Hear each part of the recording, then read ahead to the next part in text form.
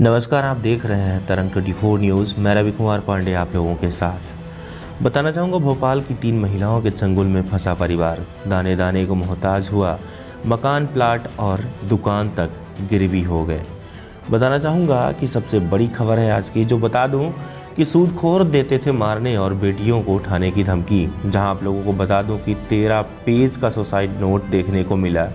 इसमें मौत के बाद जायदाद का कौन सा हिस्सा किसे दिया जाए ये भी लिखा हुआ है। जहां आप लोगों को बता दूं कि कर्जे का तगादा करने वालों की घर पर लाइन लगी रहती थी।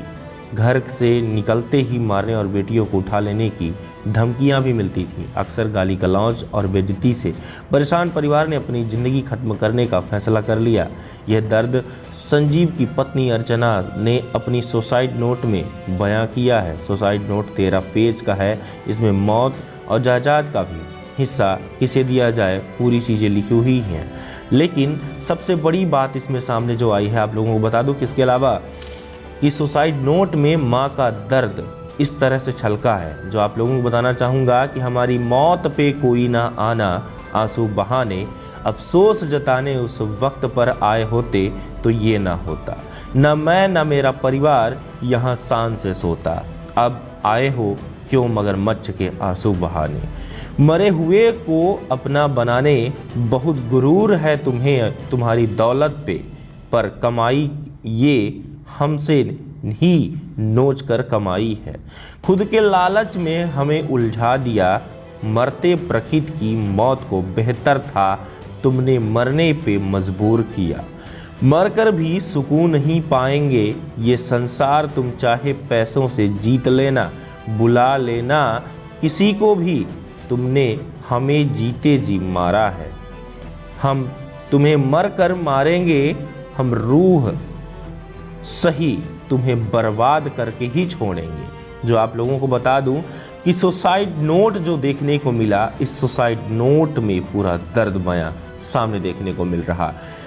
यहाँ बता दें कि मुझे बबली द्वारा मानसिक रूप से प्रताड़ित किया जा रहा। जहाँ बबली के द्वारा लिखा हुआ है, मुझे बबली द्वारा मानसिक रूप से प्रताड़ित किया गया। कल जब मैं बैंक गई थी तब भी उसने घर आकर पूरे मोहल्ले में चीख चीख कर मेरे बारे में अपशब्द गालियों को हटा दे, तो बता दें कि बहुत गंदी गंदी बातें बोल कर गई। उसके साथ उर्मिला भी थी। इतना ही नहीं, इसी तरह की बात थाने में आवेदन लगा हुआ है कि मकान बिकने के बाद पैसे देंगे, पर इसने नहीं माना और कहा कि जिसको मकान बेचना होता है वह बोर्ड लगाता है। हमारे मकान का करार हो चुका है, हम सेटलमेंट के लिए भी गए थे। मेरी बेटी ने कहा कि मम्मी के आने के बाद आना, तो बहुत ज़्यादा शब्द पूरे मोहल्ले में कहती हुई निकल गई। बड़ी बात जो आप लोगों को देखने को मिल रही। बता दें आप लोगों को कि 30,000 रुपये में गिरवी रख दिया था अपना पूरा सामान। उसने 3,000 रुपये काट कर 27,000 रुपये दिए, वो भी हमने बबली को ही दिए। यानी कि बता दे पूरी कहानी जो है वो ये है कि किसी को पैसे देकर उससे उसकी रूह तक छीन ली गई, उसकी बॉडी तक छीन ली गई। ये बड़ा अपराध जो सामने आया है, जिसमें 13 पेज की सुसाइड नोट पूरी लिखी हुई है, जिसको मानसिक रूप से भी प्रताड़ित किया गया है, जिसको लेकर के पुलिस जल्द एक्शन में है। देखिए ये पूरी बाइट। बबली गैंग जो लोगों की मजबूरी का फायदा उठाकर उनसे मोटी रकम ब्याज के नाम पर वसूलती है, जिसकी वजह से ऑटो पार्ट्स व्यापारी संजीव जोशी के परिवार को जहर खाने को मजबूर होना पड़ा। दिल दहला देने वाली इस घटना में जहर खाने की वजह थी बढ़ता ब्याज। 20,000 धीरे धीरे 3,70,000 में तब्दील हो गए। शातिर महिलाओं की ये गैंग जरूरतमंदों को पैसा देकर ब्याज के नाम पर उनसे मोटी रकम वसूलती है। धमकाने से लेकर ये पैसों के लिए किसी भी हद तक जा सकती है।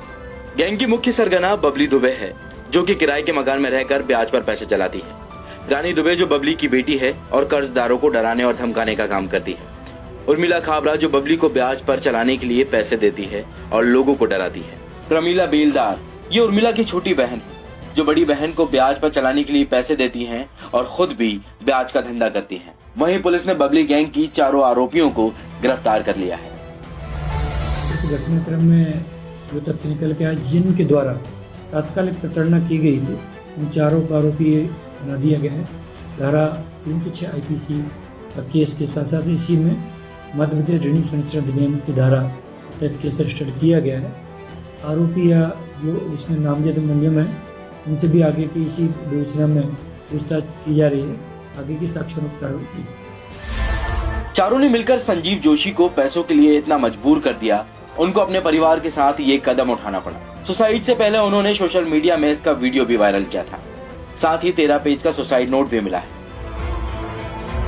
जहर खाने से पूर्वी, ग्रीष्मा और उनकी दादी नंदिनी की मौत हो चुकी है, जबकि संजीव और उनकी पत्नी का अस्पताल में इलाज चल रहा है।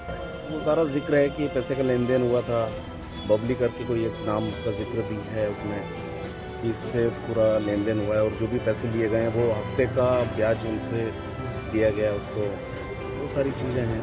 इसका डिटेल में आइडिया पुलिस वाले की शिकायत की गई?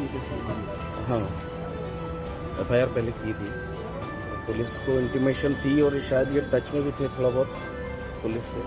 परिवार मकान, प्लॉट और दुकान गिरवी रखकर कई बार ब्याज के रुपए दे चुका था, जिसके बाद भी महिलाएं घर आकर गाली गलौज और धमकी देती थी। उन्हीं से परेशान होकर परिवार ने थाने में भी शिकायत की थी, लेकिन बार बार मिल रही धमकी के चलते पूरे परिवार ने खुदकुशी की कोशिश कर ली, जिसमें 2 लोगों की मौत हो गई। वहीं 3 लोगों की हालत गंभीर बनी हुई है। फिलहाल सुसाइड नोट के आधार पर पुलिस ने मामला दर्ज कर जाँच शुरू कर दी। धन्यवाद। अभी तक आप देख रहे थे तरंग 24 न्यूज। ऐसे ही खास खबरों के साथ बने रहे। नमस्कार, जय हिंद।